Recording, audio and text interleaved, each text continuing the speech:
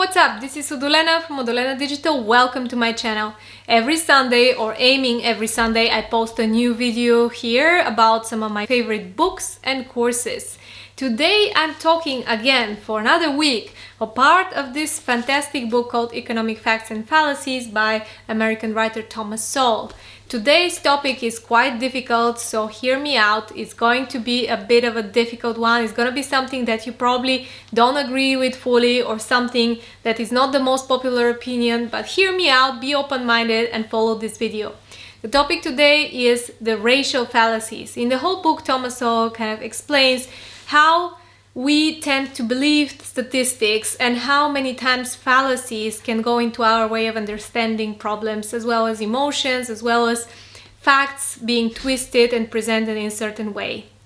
With this video, I want to make a big disclaimer. First of all, I do not deny the existence of racism. I do not deny that it is a problem for society. However, this video is talking about the other factors which are not often mentioned when talking a conversation about racial equality. A little bit about Thomas Sowell. Thomas Sowell is also a Black American. He is a professor in economics. He taught in some of the most prestigious American schools like Princeton University. And his books, I have a whole playlist of his books, are really great, very interesting and eye-opening. He doesn't tend to have the most popular opinion.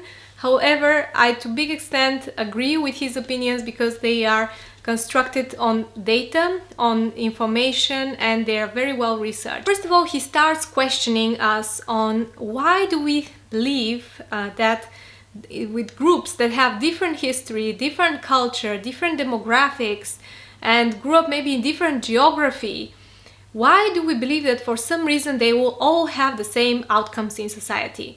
And why do we even compare people from different groups? Actually, by default, he argues that they are going to be different exactly because of these differences like geography, culture, education, age, demography, gender, everything is out there. So when we talk about only comparing people based on race, make sure that we are also lumping together very different people purely on their racial quality, excluding all other things that are contributing to these differences. Usually the only explanation when there is different in crime rates, education, employment, income between people from different racial groups, the only explanation that comes into mind is because society treats them in a different way, usually in a not very good way. Therefore, this race is not doing that well or this minority is not doing that well compared to the rest. And here in this book, he's debunking this myth that there is also other reasons beyond the discrimination, beyond racism, beyond all the things that we hear about, which do exist. However, they're not part of the full picture. Fallacy number one is the historical fallacy. We kind of believe that history is just going to better and better and better humanity. That somehow people are automatically becoming more progressive as time goes by, and there is no reverse back. And he gives a lot of examples that this is exactly what happened over time. So you can see examples of minorities which were very well accepted, doing really well, into a majority which didn't treat them with any disrespect. They were kind of equal part of society even though they were different. And over time things can change and they can become despised, they can become discriminated, based and purely, very often this is based on political, on very often on economical factors. So here he gives examples of the Jews in the Ottoman Empire. Over time they were treated very well and very respected, they had very high ranks, and at a certain point when the Ottoman Empire started struggling, there was suddenly this hatred against them, this kind of despisal and discrimination.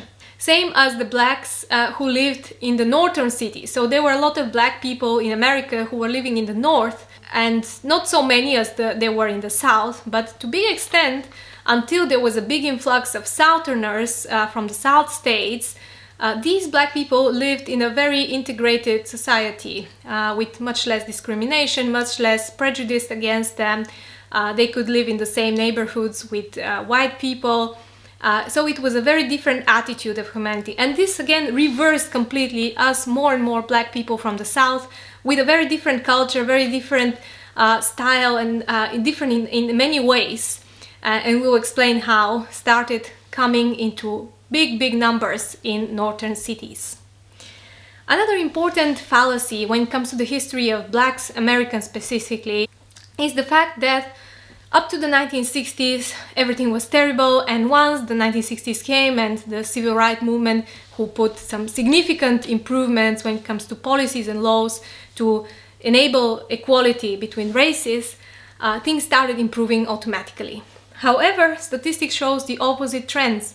The 20 years before the civil rights movement, so from 1940 until 1960, Black Americans had higher rates of employment, increasing rates of employment, increasing amount of children being born in families where both parents are present, so no single motherhood.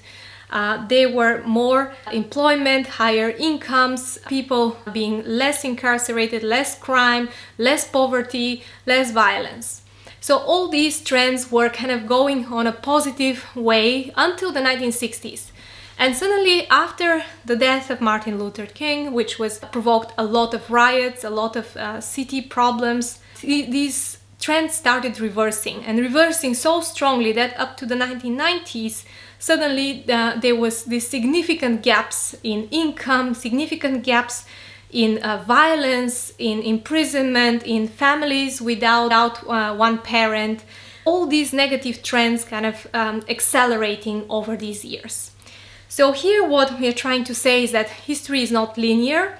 Things can start well and go bad. It's not always things are improving constantly, and we have to look objectively at the events. Another important fallacy when we look at the history of Black people in the United States is the perception of the slavery. So slavery at the time when it was introduced in the United States was absolutely undoubted institutionalized part of the world. So not only Western countries, but also Eastern, like the Ottoman Empire, like China, and probably thousands and thousands of other nations over thousands of years before that accepted slavery as something given and did not even question it. The difference here is that the United States was a different country. It was founded with principles of liberty, which were relatively new to the humanity at that point.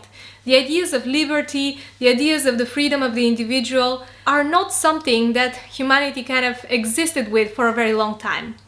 And since the slavery was in direct contradiction with these principles, slavery was questioned actually from the founding of the United States, even though it existed for quite some time in the southern states.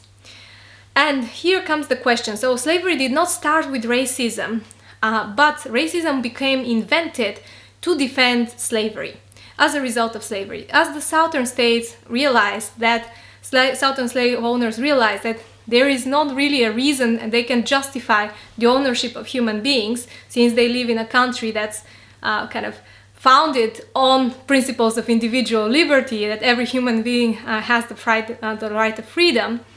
They invented the concept of racism in order to defend their territory, in order to defend themselves. And of course, this was a very lousy defense and you could easily see through it. The Civil War happened and ended up the slavery in the United States. However, in the meantime, in other parts of the world, like the Ottoman Empire, for example, slavery continued existing for another 100 years.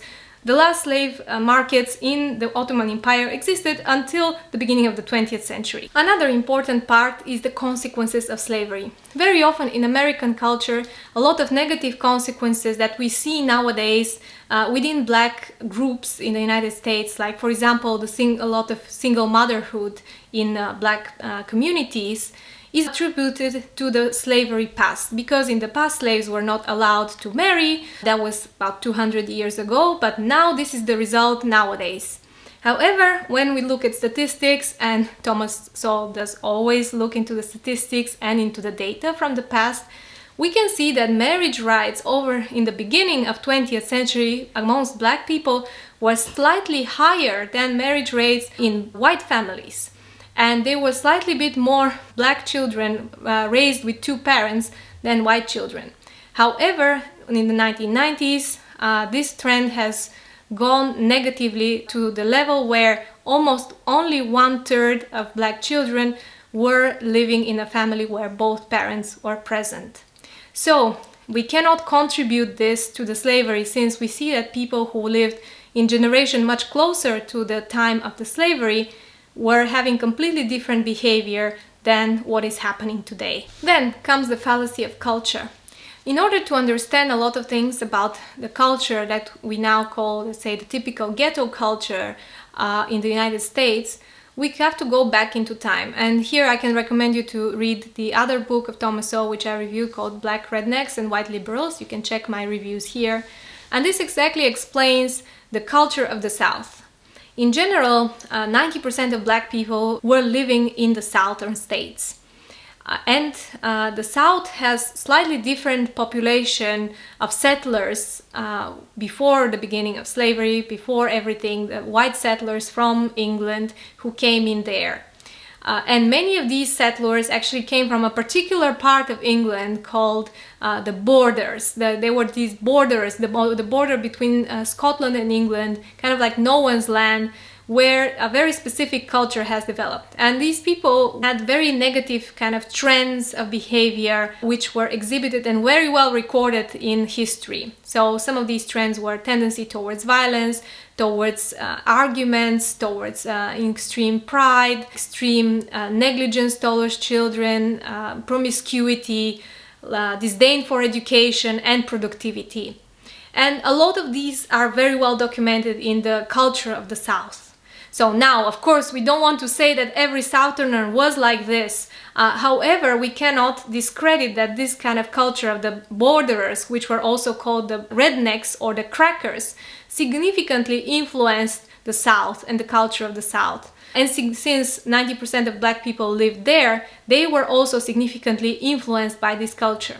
So to a big extent, the culture of the rednecks was carried over with the blacks, and as the blacks from the South started moving around cities in the North, they brought with them this culture, which essentially changed the attitude of locals towards black people, since before they were black people living in the northern cities, and the attitude towards them was much more different than what happened after big numbers of black people started moving in the northern states of America. What about employment discrimination? This is a topic which has been often talked about in conversations about racial discrimination.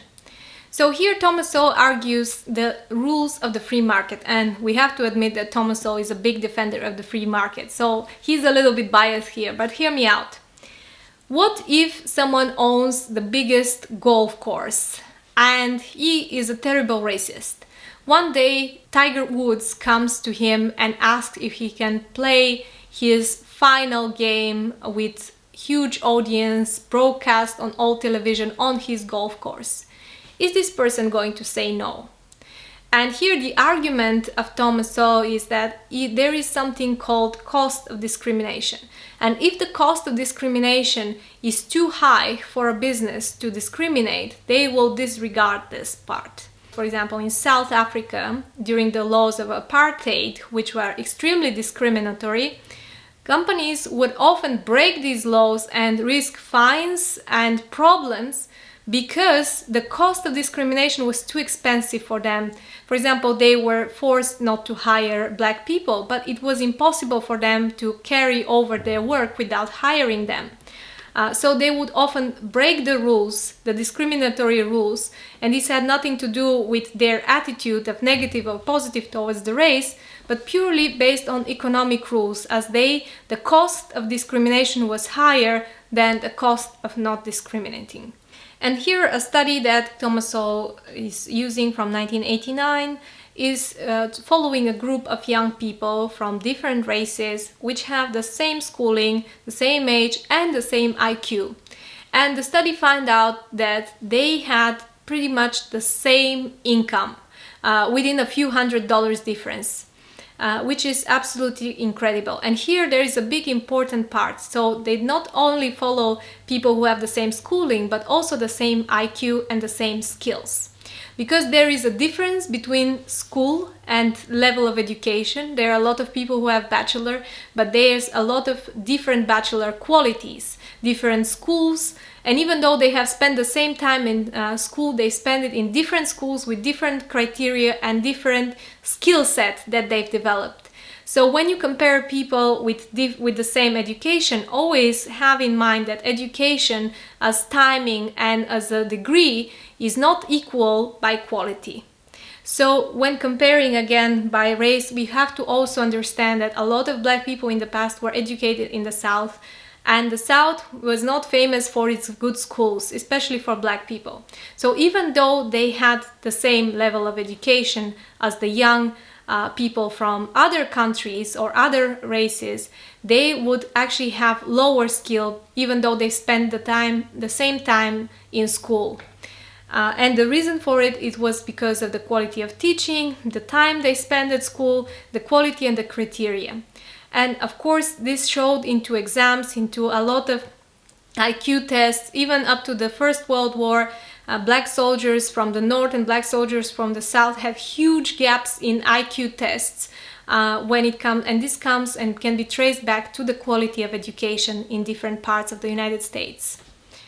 So, thanks a lot for watching. I hope you enjoyed this video. I hope you find it educational and useful. Please comment below, let me know what you think. I'm happy to have a healthy and respectful discussion.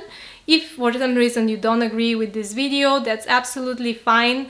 I don't really want everybody to agree with me or to Thomas Sowell. I'm just giving you a review of what I read from him and what I found really useful for myself. Thanks a lot for watching, and next week is the final part of this book and we're going to talk about third world fallacies. Thank you so much and see you soon.